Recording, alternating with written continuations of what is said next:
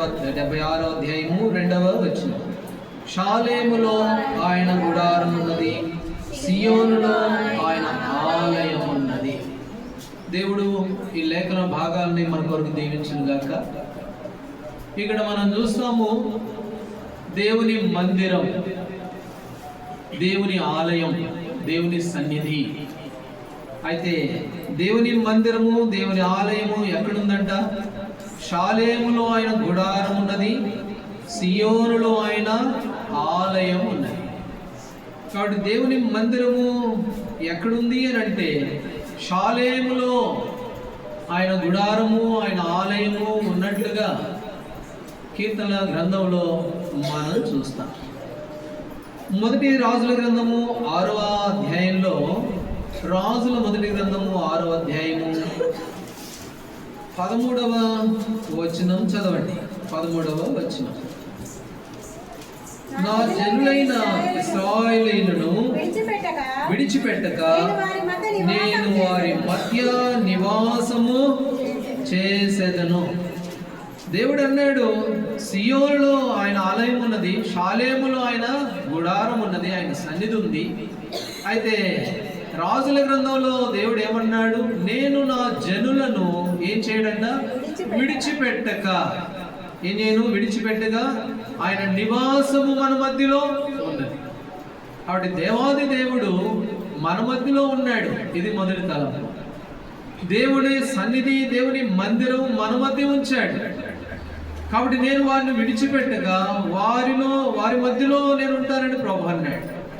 ఇంకొక మాట కూడా ఉంది, 2 కొరింథీ 6వ అధ్యాయం 18వ వచనంలో, నేను వారిలో నివసించి, ఇంకో మాట కూడా అంటాడు అక్కడ. ఏమన్నాడు చెప్పండి? నేను వారిలో నివసించి, తర్వాత ఏమన్నాడు? సంచరింతును.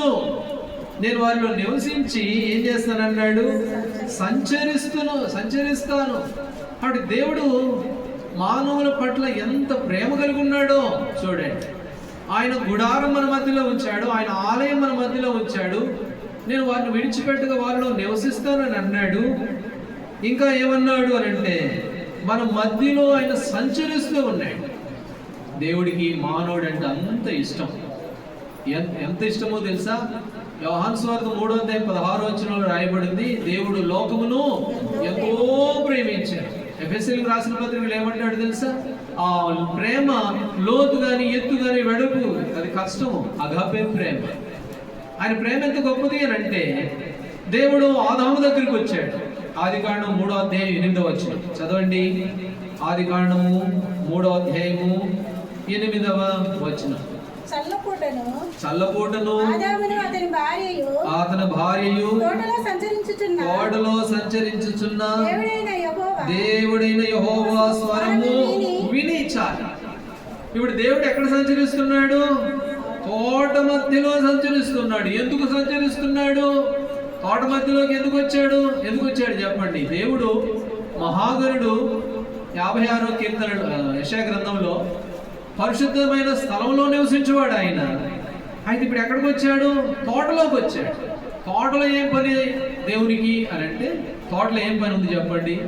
తోటలో దేవుడు చేసినటువంటి మనుషులు ఉన్నారు.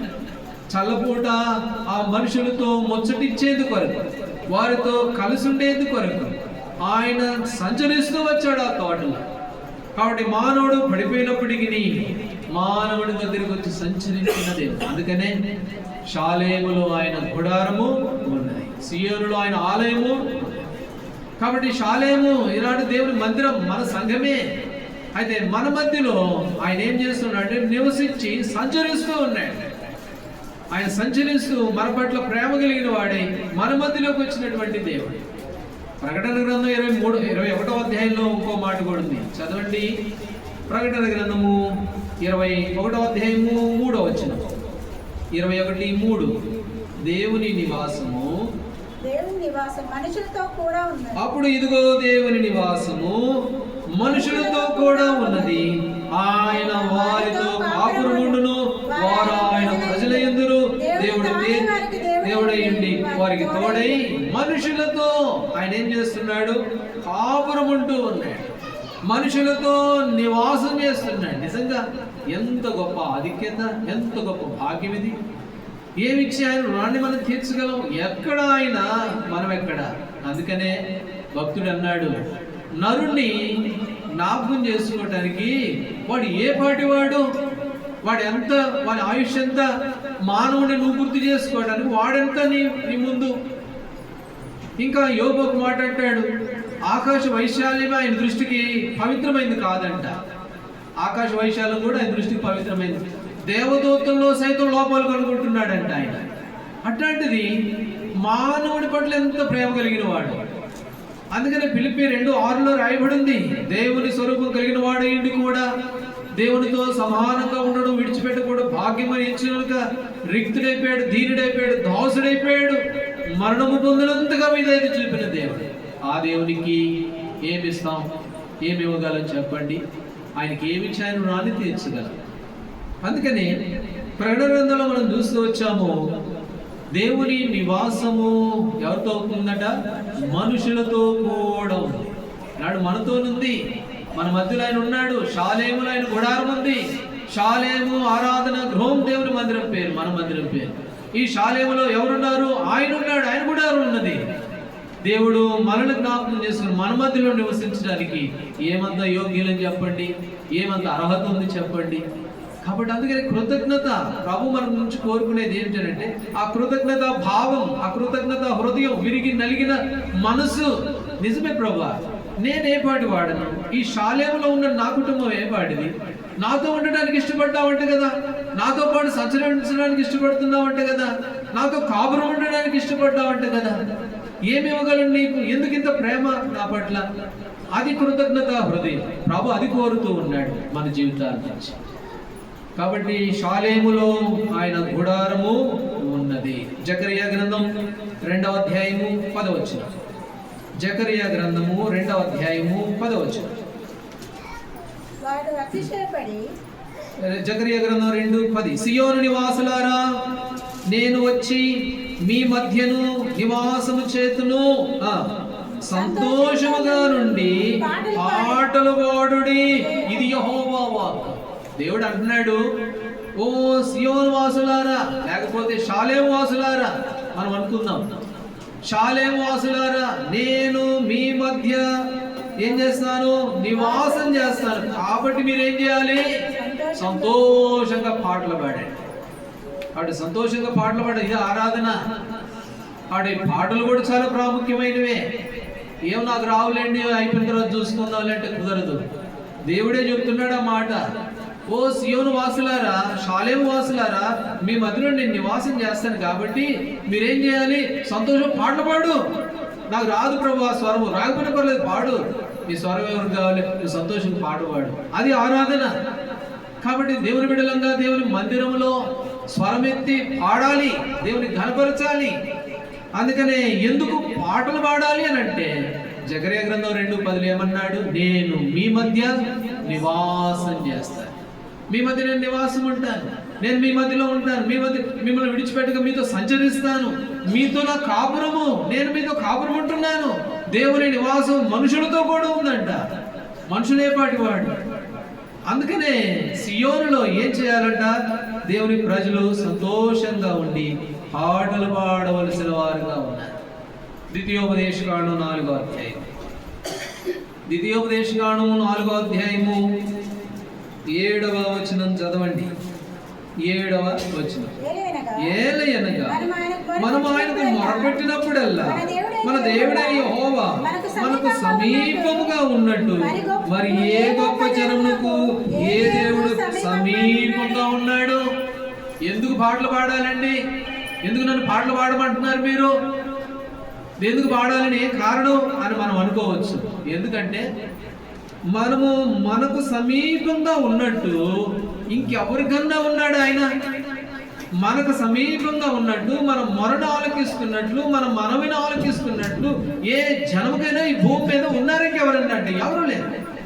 కాబట్టి మన ప్రభు మనకి ఎలాంటి వాడు అని అంటే సమీపమైన దేవుడు, మనకెంతో సమీపంగా ఉన్నాడు. అందుకనే స్వరమెత్తి పాటలు పాడాలా, స్వరమెత్తి ప్రభుని సమాజంలో ప్రభుని ఆరాధించాలా, దేవుని స్తుతించాలా, ఘనపరచాలా. దేవాది దేవుడు ఆకాశం నా సింహాసనం, భూమి నా పాదపీఠం అని అన్నాడు. భూమి అయిన పాదపీఠం అంటే ఆయన ఎంత గొప్పవాడు.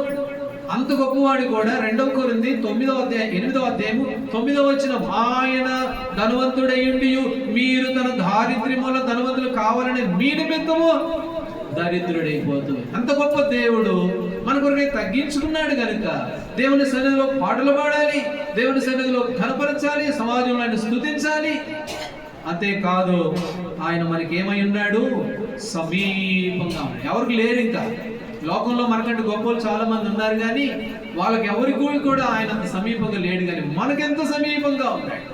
కీర్తనల గ్రంథం 75వ అధ్యాయము మొదటి వచనం, 75 మొదటి వచనం, దేవా మేము నీకు కృతజ్ఞతాస్తుతులు చెల్లించుచున్నాము, నీవు సమీపంగా ఉన్నావని కృతజ్ఞతాస్తుతులు చెల్లించుచున్నాం. దేవా నిన్ను ఆరాధిస్తున్నాం, నిన్ను ఘనపరుస్తున్నాం. ఎందుకు అని అంటే నీవు మాకు సమీపంగా ఉన్నావు.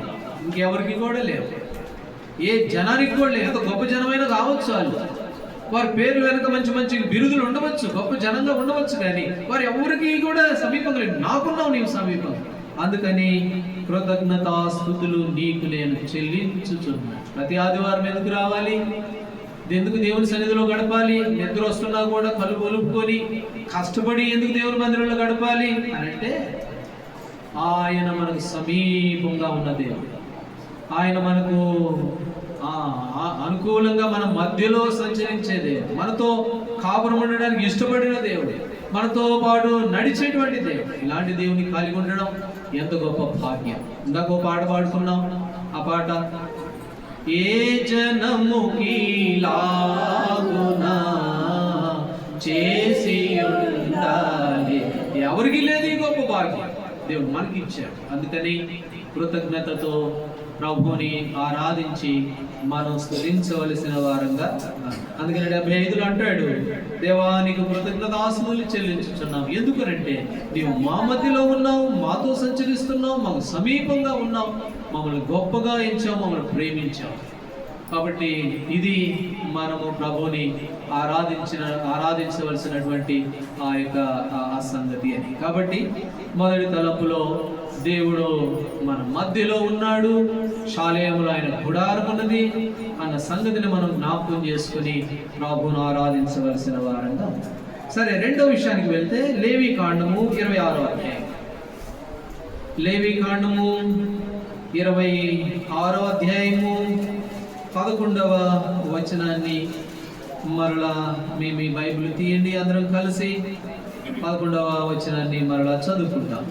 నా మందిరమును మీ మధ్య ఉంచదును, మీ యందు నా మనసు అసహ్యపడదు. నా మందిరమును ఎక్కడ ఉంచుతానన్నాడు, మీ మధ్య ఉంచుతాను. కాబట్టి మనతో కాపురం ఉన్నాడు, మనతో సంచరిస్తూ ఉన్నాడు, మనకు సమీపంగా ఉన్నాడు. రెండవదిగా ఏమంటున్నాడు, నా మందిరమును మీ మధ్యలో ఉంచుతాను, నా మందిరమును మీ మధ్య ఉంచుతాను.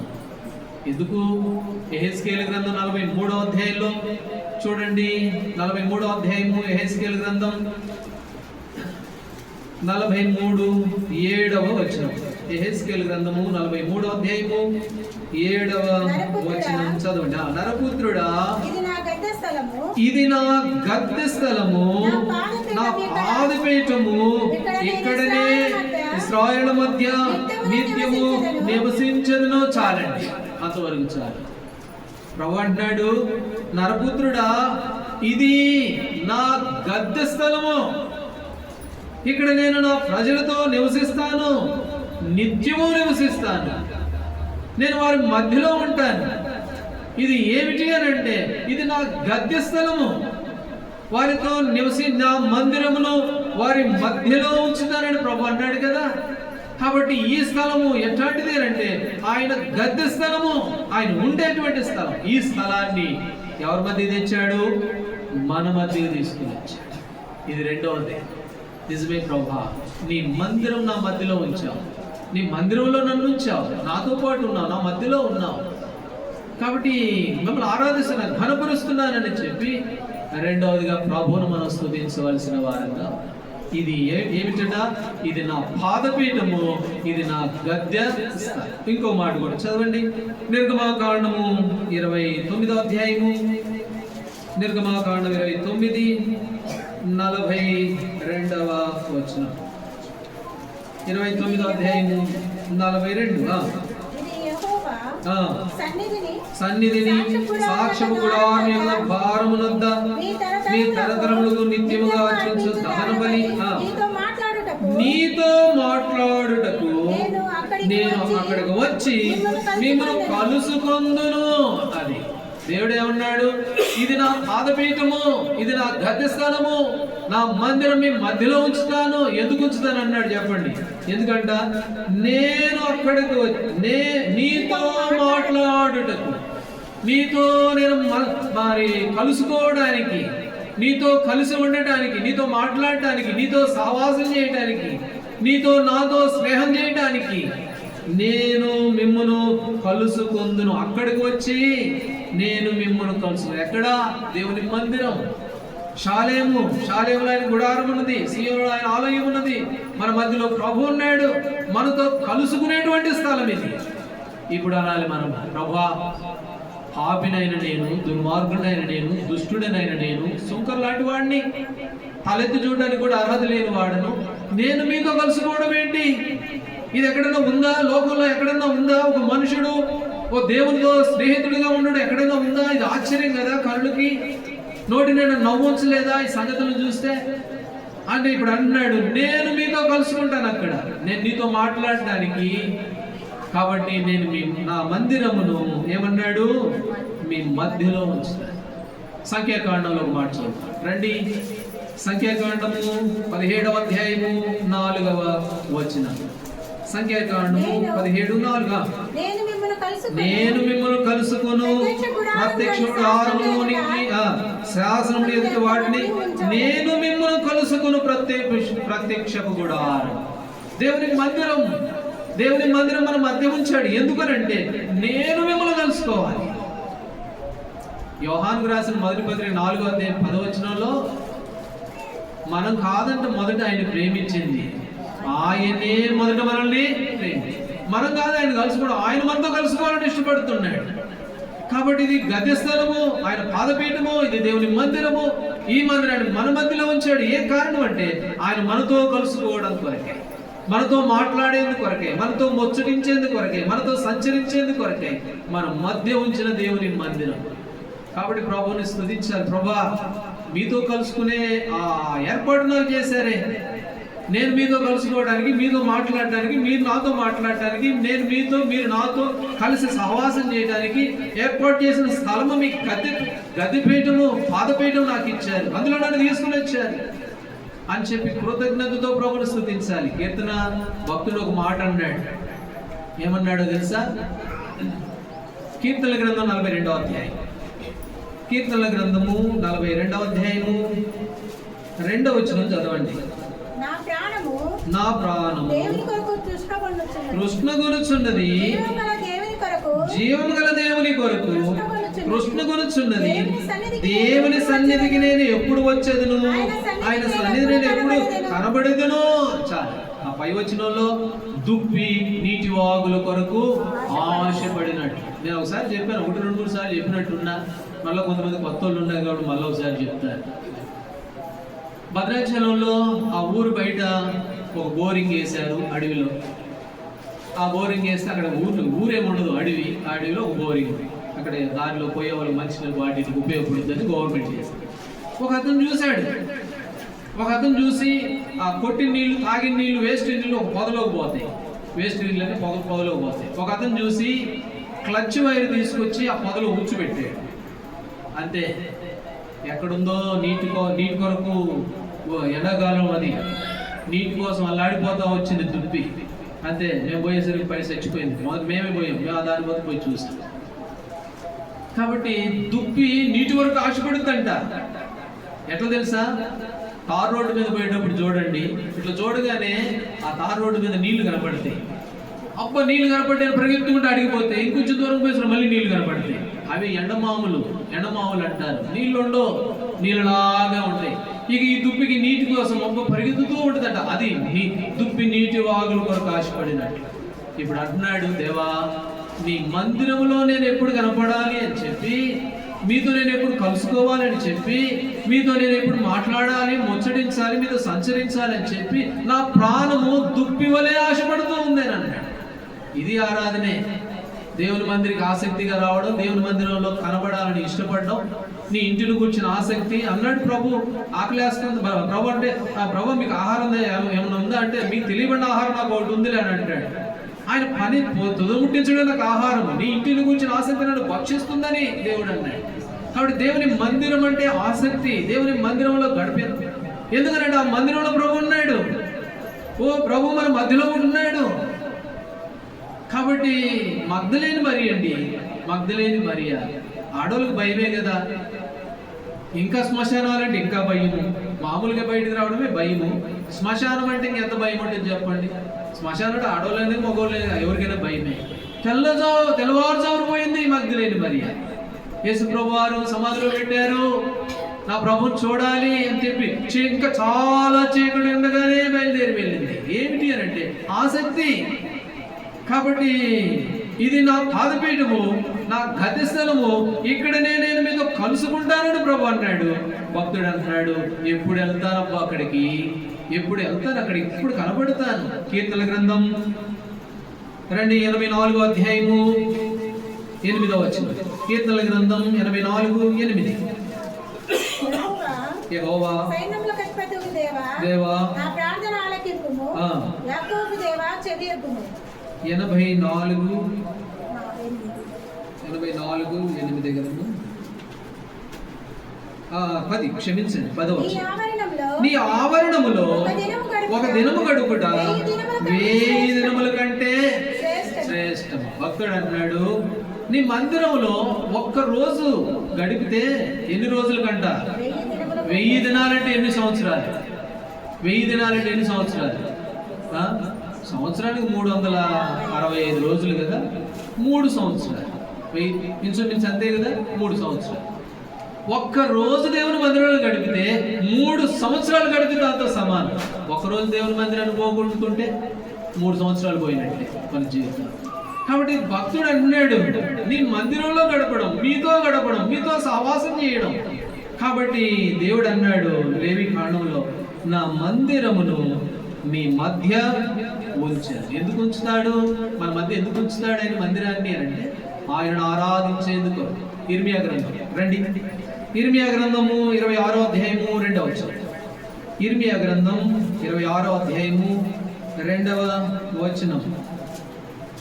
ఇక్కడ ప్రభువు యెహోవా ఆజ్ఞించినదేమనగా, నీవు యెహోవా మందిర ఆవరణంలో నిలిచి నేను నీకు ఆజ్ఞాపించిన మాటలన్నింటినీ యెహోవా మందిరములో ఆరాధించుటకై వచ్చు యూదా. కాబట్టి దేవుని మందిరానికి వస్తున్నారంటే దేవుని మందిరం ఉన్నది దేనికంటే చెప్పండి, ఆరాధించుటకై వచ్చేటువంటి ప్రజలు. కాబట్టి దేవుని మందిరం మన మధ్యలో ఎందుకు ఉంచాడు అని అంటే, ఆయనను ఆరాధించేందుకు వరకు, ఆయనను స్తుతించేందుకు వరకు. కాబట్టి రెండవదిగా మనం జ్ఞాపకం చేసుకుంటాం, ప్రభా నీవు నాతో కాపురం ఉండడానికి ఇష్టపడ్డావు, నా మధ్యలో ఉండడానికి ఇష్టపడ్డావు, నాతో సంచరించడానికి ఇష్టపడ్డావు మొదటి తలంపులో. అందుకని నీవు నాకు సమీపంగా ఉన్నావు, ఏ జనానికి కూడా లేరు మీరున్నంత సమీపంగా. కాబట్టి మిమ్మల్ని ఘనపరుస్తున్నా, ఆరాధిస్తున్నా, నాతో ఉండడానికి ఇష్టపడినందుకే మిమ్మల్ని స్తుతిస్తున్నాను అని చెప్పి కృతజ్ఞత హృదయంతో ప్రభువుని ఆరాధించాలి. రెండవది, ఆయన మందిరం మన మధ్యలో ఉంచాడంట. ఎందుకు అనంటే ఆయనను ఆరాధించేందుకు కొరకు, ఆయన మనతో కలుసుకునేందుకు కొరకు, మనతో కలుసుకునేందుకు కొరకు, మనతో మాట్లాడేందుకు కొరకు. నేను నీతో మాట్లాడేందుకు కొరకు, నీతో కలుసుకున్నట్టుగా స్థలానికి వస్తానని సంఖ్యాకాండంలో, నిర్గమకాండంలో. కాబట్టి మనతో కలుసుకోవడానికి ప్రభు ఇష్టపడు. అందుకని ఆయన మందిరమును మన మధ్యలో ఉంచినట్లుగా చూసాం. 135వ కీర్తన 2వ వచనం చదవండి. 135:2. యెహోవా మందిరములో, మన దేవుని మందిరపు ఆవరణములో నిలుచుండు వారులారా యెహోవాను స్తుతించండి. దేవుని మందిరంలో వచ్చిన వారులారా, కుటుంబాలుగా తీసుకుని రాబడిన వారులారా, వ్యక్తిగతంగా వచ్చిన వారులారా, ఆయన మందిరంలో నిలబడేవారులారా, సన్నిధిలో కూర్చున్న వారులారా. ఇక్కడ లేవులేండి ఆ మాటలు, మనం అర్థం చేసుకోవచ్చు ఆ విధంగా. యెహోవాను స్తుతించుడి, యెహోవాను అని ఇంకొక ఒక పాట పాడలేదు కానీ భక్తుడు ఒక పాట రాశాడు. యెహోవాను స్తుతించుడి మీరు, యెహోవా నామమును స్తుతించుడి, యెహోవా సేవకులారా మీరు స్తుతించుడి, యెహోవా సేవకులారా మీరు స్తుతించుడి, యెహోవాను స్తుతించుడి మీరు, యెహోవా నామమును స్తుతించుడి. కాబట్టి దేవుని మందిరంలో నిలుచుండు వారులారా ఆయనను ఏం చేయమంటున్నాడు? స్తుతించుడి. ఎందుకనంటే ఆయన సన్నిధి మనతో ఉంచాడు. కారణం ఏమిటి అంటే మనతో కలుసుకునేందుకు వరకు, మనతో మాట్లాడేందుకు వరకు, మనతో సంచరించేందుకు వరకు ప్రభు తన సన్నిధిని మన మధ్య ఉంచాడు. ఇది రెండవ కారణం. అందుకని ప్రభుని మనం స్తుతించాలి. మందిరమే ఈ వాక్యంలో అంతా మందిరమే. ఒకటి మందిరం మన మధ్యలో ఉంచాడు, ఒకటి మన మధ్యలో ఆయన సంచరిస్తూ ఉన్నాడు, మనతో కలుసుకున్నాడు, మనతో మాట్లాడుతూ ఉన్నాడు. సరే, మూడో విషయానికి వెళ్దాం.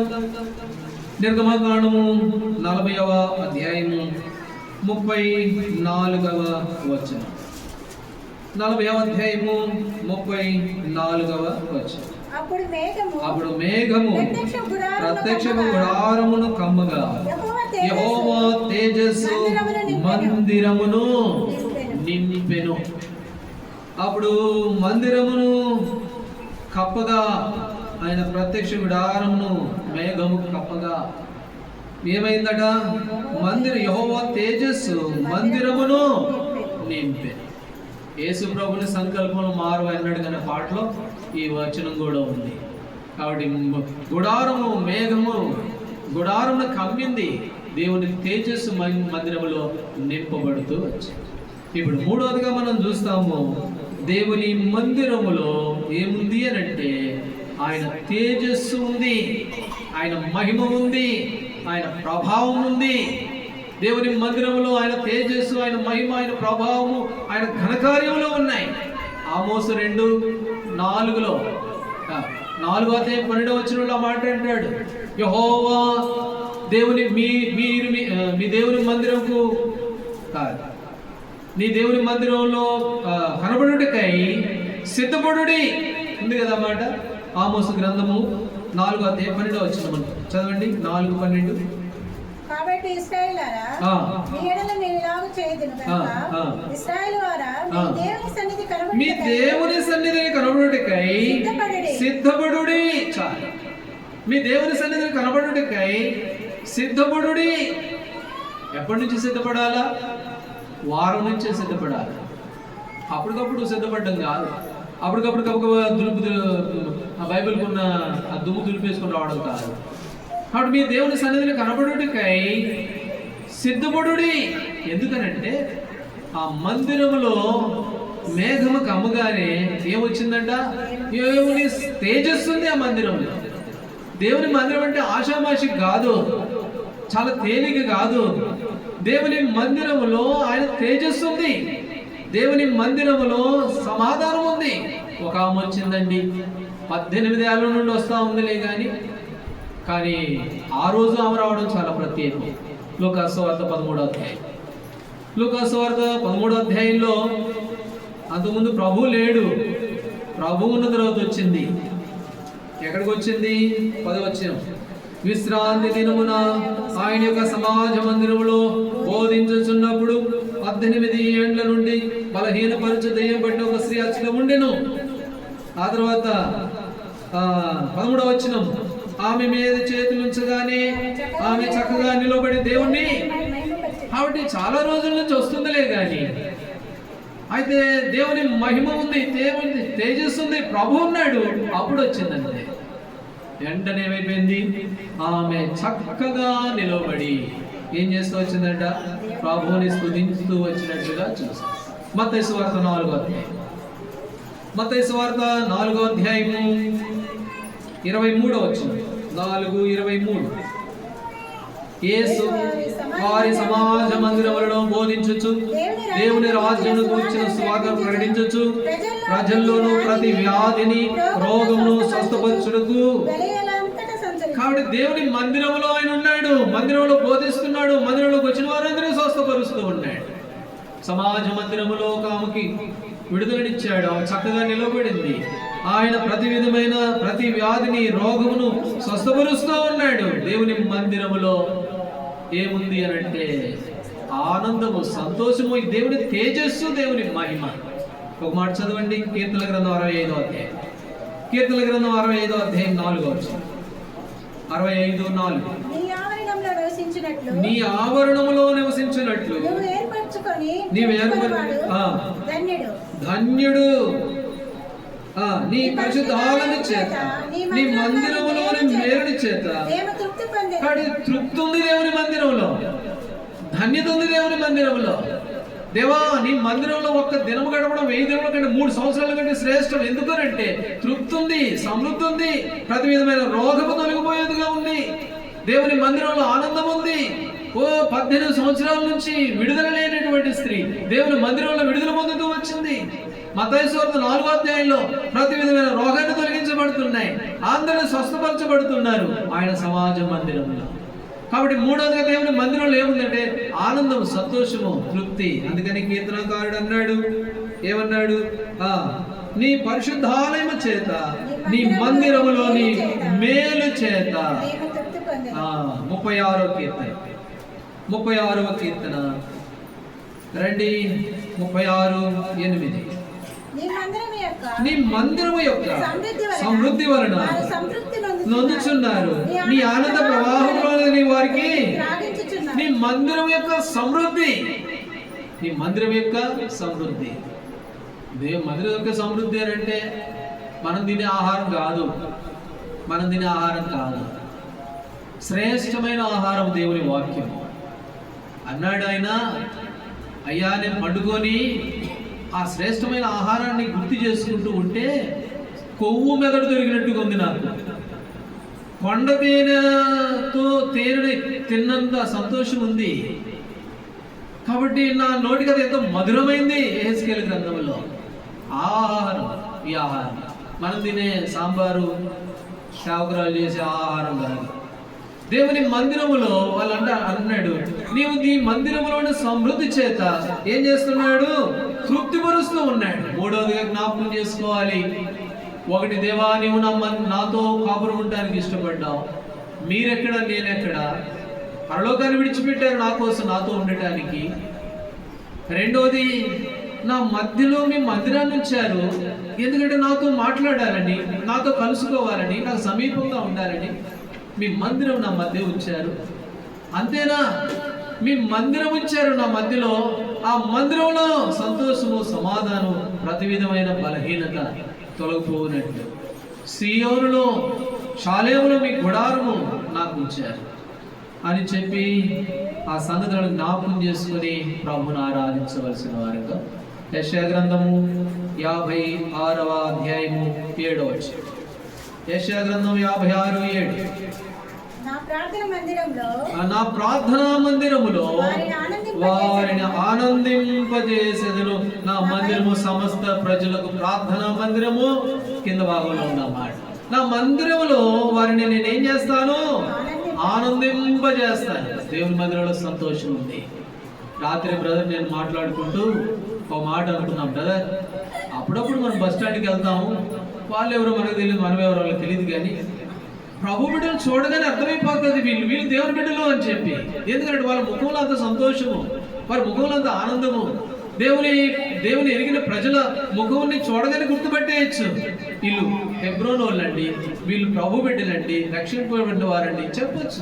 ఏం కారణం అని అంటే ఇక్కడ అంటాడు, నా మందిరములో వారిని నేనేం చేస్తాను? ఆనందింపజేస్తాను. ఎంత సంతోషము.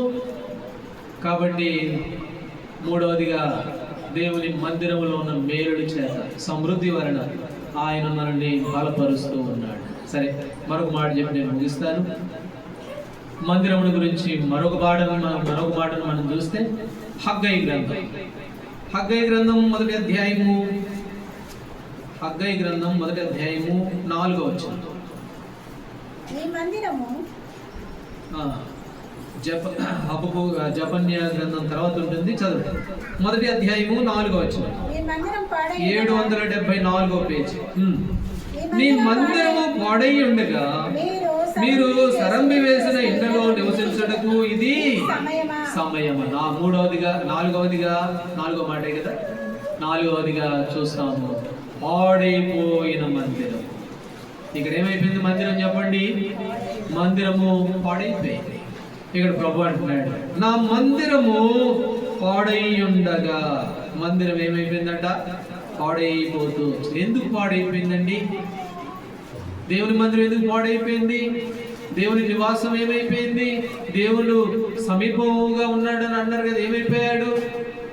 ఆయన మనతో మాట్లాడుతాడు, ముచ్చటిస్తాడు, మనతో పాటు వస్తాడు కదా. ఇవన్నీ ఏమైపోయింది? మందిరం పాడైపోయింది అంటున్నారే. ఏ కారణం అని అంటే, ఇర్మియా గ్రంథంలో మాట చదువుతాను రండి, 23వ అధ్యాయము 11వ వచనం. ఇర్మియా గ్రంథం 23:11.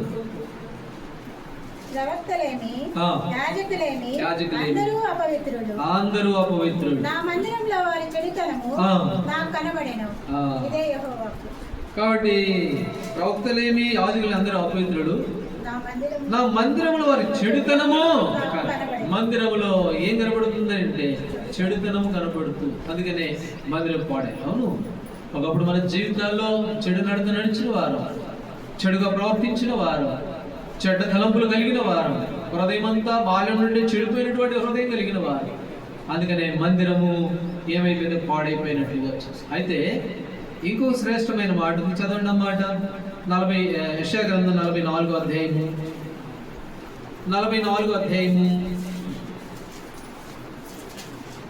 26వ వచనం చదవండి. 26. నేనే నా సేవకుడి మాట రూఢిపరచువాడు, ఆడును నా దూతల ఆజ్ఞ నెరవేర్చువాడును, యెరూషలేము నివాస స్థలమగుననియు యూదా నగరులు కట్టబడుననియు నేను ఆదేశించుచున్నాను. దాని పాడైన స్థలమును బాగు చేయువాడను నేనే.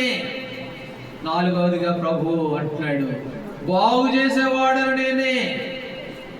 నేను ఎవరిని అంటే, బాగు చేసి పాడైపోయినా దాన్ని నేను బాగు చేసేవాడు.